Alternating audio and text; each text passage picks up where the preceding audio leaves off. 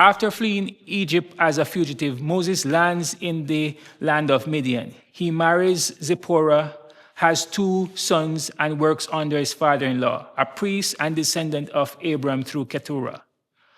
From Pharaoh's palace to shepherding in obscurity, Moses' transition is very dramatic.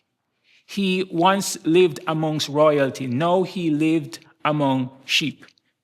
But here's the truth, God hadn't forgotten him. He was forming him. 40 years of silence, to us that feels like being exiled. To God, it was a classroom. In those silent hills, Moses was learning humility, dependence, and patience. He was shedding Egypt's pride and learnings, and at the same time absorbing heaven's way. According to Ellen White, Moses likely penned both Job and Genesis during this time. Think about that.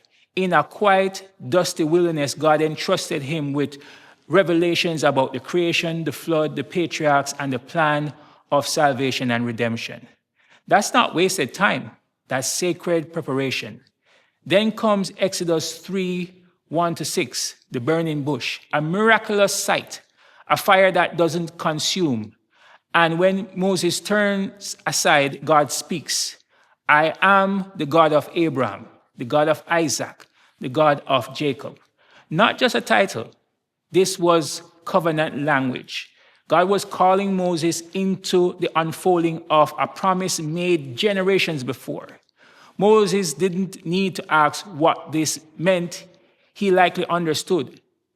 The God of his ancestors was asking him to take up the mantle of deliverance. But here's a powerful question. Why now? Why not 40 years earlier? At 40, Moses had drive, stamina, influence, and Egyptian power backing behind him. At 80, he had dust, sheep, and quiet wisdom. Because God wasn't ready for him at that time, he had to change the Egypt within him.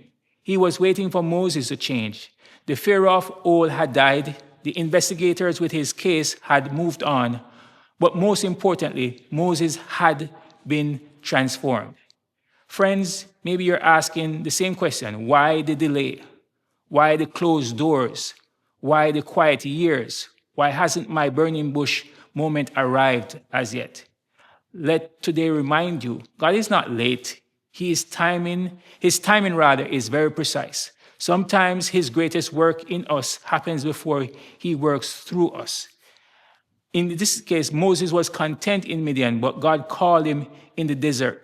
And he may be doing the same in your life. Keep walking, keep waiting, keep listening, for your burning bush might be closer than you think.